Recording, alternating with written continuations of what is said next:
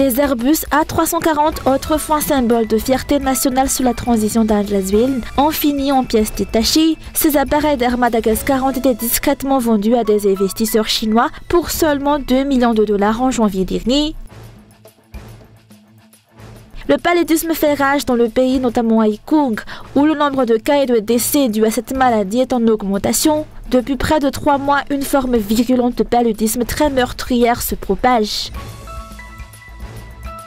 De l'actualité internationale, Israël a frappé lundi des cibles gouvernementales iraniennes à Téhéran lors d'une série d'attaques qui sont survenues à la suite d'une salve de missiles et de drones tirés par l'Iran contre Israël.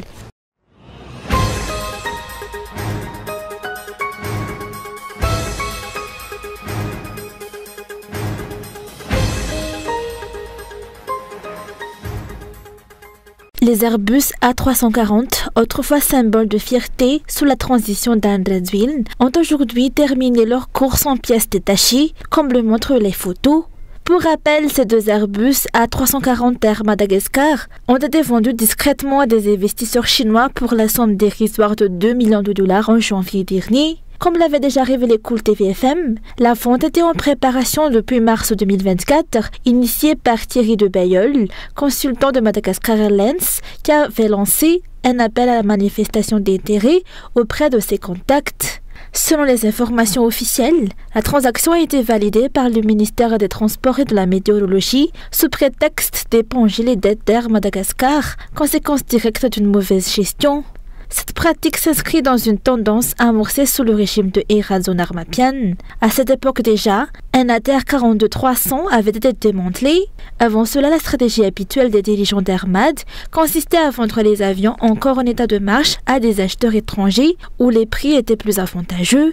Ce fut le cas par exemple du Boeing 747, immatriculé 5 RMTF, baptisé Tulpiavutan, officiellement acquis par Air Madagascar en mars 1979. Lorsqu'il fut mis hors service en 2000, après son dernier vol à Tangier-Paris, l'appareil fut brièvement loué à Cameroon Airlines avant qu'un appel d'offres pour sa vente ne soit lancé. Pendant la crise politique de 2002, le 747 resta longtemps cloué au sol à Châteauroux, en France, avant d'être utilisé par MK Airlines, une compagnie de fret basée à Bristol. En 2005, le Boeing 747 fut entièrement démantelé, mettant un terme à son histoire. Le Boeing 767-300 a subi un sort similaire. Il fut vendu et livré en Arizona.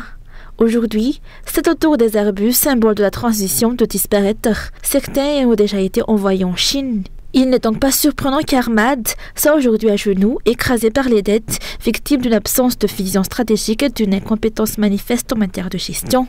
La dégradation d'Air Madagascar s'inscrit dans un tableau plus large. La Dirama s'effondre jour après jour et toutes les grandes entreprises publiques essentielles au développement économique du pays sont en ruine. Si cette tendance se poursuit, quel sera le sort de la nation ? Cette situation aurait pu pourtant être évitée si Andreasville, alors président de la transition, avait tenu compte des nombreux avertissements lancés à l'époque. Des techniciens et experts avaient déjà alerté sur les risques financiers liés à l'acquisition de ces Airbus, estimant qu'il entraînerait des pertes considérables. Aujourd'hui, ces mises en garde se confirment. Les difficultés d'Airmad et le poids de ses dettes sont désormais visibles de tous.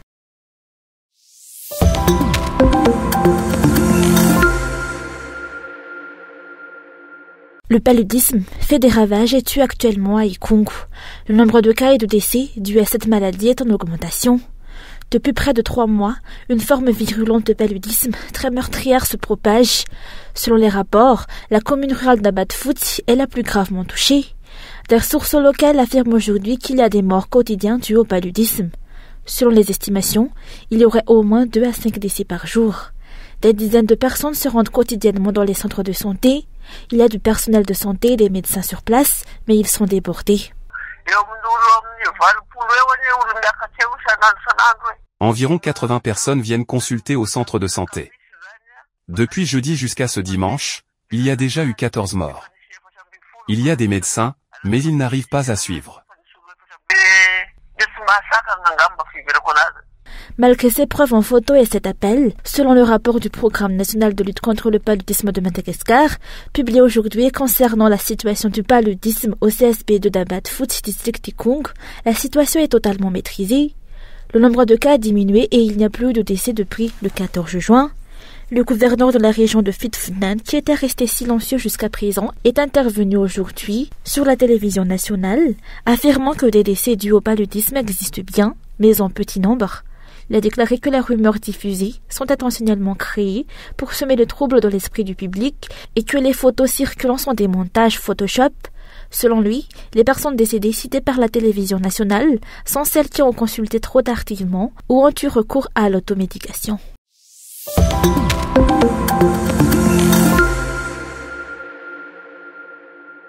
Le retrait des Français des îles éparses est la revendication et l'orientation que Madagascar devrait adopter et non la cogestion si les dirigeants osent réellement récupérer ces îles. L'acceptation de négociations qui donnerait avantage aux Français pour atteindre leur objectif de cogestion et ainsi garder la même mise sur ces îles affaiblit la diplomatie malgache. Aucun résultat n'est à espérer quant à la restitution de ces îles si la délégation malgache qui représentera Madagascar le 30 juin n'ose pas défendre fermement la souveraineté.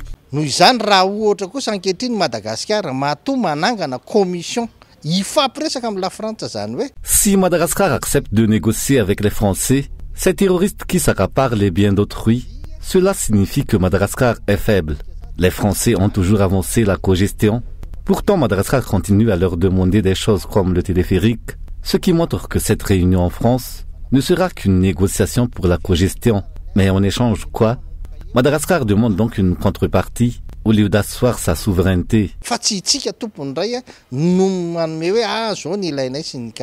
Jusqu'aujourd'hui, les autorités n'ont pas encore dévoilé les noms des personnes composant la délégation malgache qui se rendra en France pour assister à la réunion de la commission mixte. Cela révèle un népotisme interne entre les partisans du pouvoir, tandis que la population est mise de côté. Pourtant, il s'agit d'un enjeu d'intérêt national et une communication publique ainsi qu'une consultation de la population devrait avoir lieu. Izy rehetra miaraka amin'ny andro radio no hany fa tsy ny tia tanindrazana no hany, tsy ireo olona tsy manaiky ny. Ce ne seront pas les vrais patriotes, ni ceux qui veulent la souveraineté sur les îles, ni les intellectuels qui iront à cette réunion, mais les partisans d'Andrazwiln.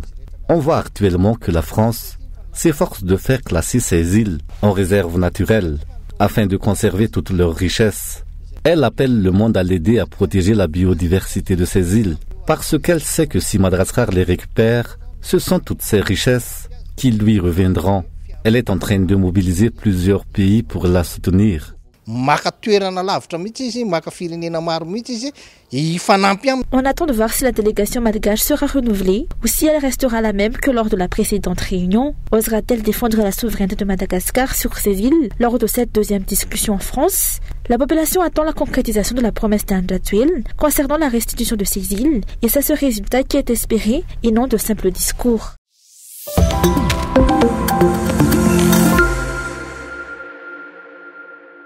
Les tensions internationales se sont intensifiées suite à l'intervention des États-Unis dans le conflit opposant Israël à l'Iran. Les Américains ont frappé 3 bases nucléaires iraniennes la semaine dernière. En réaction, l'Iran a menacé de riposter et brandi la possibilité de fermer le détroit d'Ormuz. Face à cette escalade, de nombreux pays, dont Madagascar, ont appelé au calme et à une désescalade des tensions. Le gouvernement malgache, dans une déclaration faite hier, a exhorté les deux parties à résoudre leurs différends par le dialogue et la diplomatie. Selon un économiste, le gouvernement ne devrait pas se contenter de cette déclaration, mais devrait se préparer aux éventuelles répercussions économiques de cette crise. La fermeture du détroit d'Ormuz aura un impact majeur sur le transport mondial du pétrole, avec des effets potentiels jusqu'à l'économie malgache. Le détroit d'Ormuz, situé entre l'Iran, Oman et l'Arabie Saoudite, est une voie stratégique par laquelle transite quotidiennement 30% du pétrole mondial. C'est le passage obligé pour les pétroliers venant d'Arabie Saoudite, d'Irak, d'Iran, du Koweït, du Qatar et d'autres pays. Or, Madagascar importe son pétrole principalement de ces régions. Une fermeture du détroit pourrait entraîner une hausse des prix du pétrole sur le marché international, allant de 20% à 100%.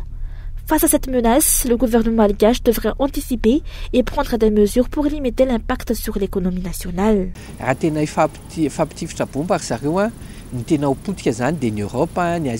S'ils en viennent à se lancer des bombes, les régions les plus touchées seront l'Asie, l'Europe, l'Amérique et éventuellement l'Afrique du Nord. Nous, dans le Sud, pourrions ne pas subir directement les effets d'une bombe atomique. Mais les conséquences pour nous seront économiques. Si les pays d'où nous importons tout, même les clous, que nous ne savons pas produire localement, sont détruits, que ferons-nous? Heureusement, nous savons cultiver, au moins nous pourrons manger. Mais malgré cela, nous devons agir avec tous les pays pour stopper cette escalade, et éviter une troisième guerre mondiale qui serait catastrophique. Nous devons viser l'autonomie et mettre en place une vraie décentralisation, car Tananarive ne pourra pas gérer toutes les régions si la situation dégénère. Et surtout, il faut prier.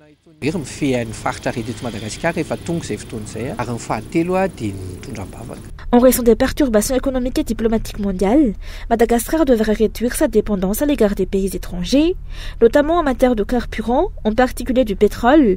Par ailleurs, une réelle politique de décentralisation doit être mise en place pour permettre à toutes les régions de se développer malgré les menaces de conflit. Puisqu'on ne sait pas si les violences vont reprendre d'ici 2 ans, il faut, pour préserver notre avenir, commencer à exploiter nos propres ressources pétrolières. Ensuite, il est essentiel de produire localement tout ce qui peut l'être. Le pays a beaucoup de potentiel, mais il est trop centralisé. Les autres régions ne se développent pas. Il faut décentraliser afin de pouvoir constituer des stocks de carburant par région, pour que l'économie et la vie continuent malgré les conflits extérieurs. Une troisième guerre mondiale pourrait éclater si d'autres puissances comme la Russie et la Chine intervenaient à leur tour en soutien à l'Iran. Outre le conflit Israël-Iran, il faut aussi considérer la guerre menée par Israël à Gaza, ainsi que le conflit entre l'Ukraine et la Russie. Ces tensions mondiales pourraient avoir de graves conséquences pour des pays pauvres comme Madagascar. Cependant, les dirigeants malgaches ont encore le temps de limiter ces impacts. Ils ne peuvent plus fuir leurs responsabilités, comme ils en ont l'habitude, surtout face à des menaces économiques déjà clairement expliquées par les experts. Les dirigeants ne devront plus aussi rejeter leurs propres échecs sur ces guerres.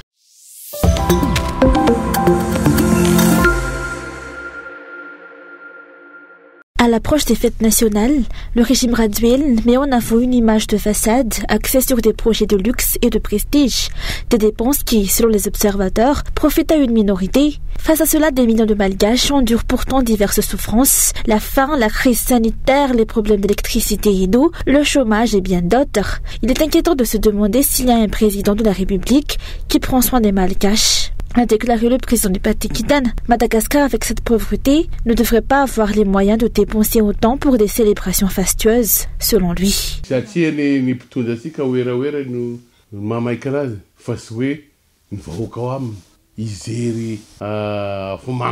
Le président est préoccupé par le paraître et non par le bien-être de sa population.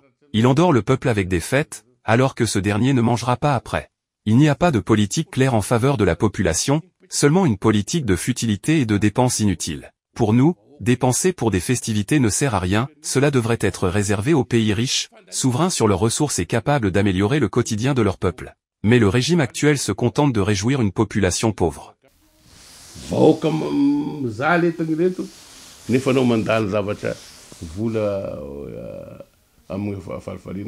Radziwiłł ne vit pas et n'est pas affecté par les nombreuses difficultés que subit la population, ce qui explique son manque de préoccupation. La population doit se réveiller et ne plus se laisser aveugler par ses apparences et ses discours de façade, selon encore ce dernier. Cela montre implicitement que le bien-être social de la population n'est pas une priorité pour le régime Radziwiłł. Le fait de ne pas aligner les dépenses publiques sur les besoins réels du peuple est un signe de mauvaise gestion et d'égoïsme.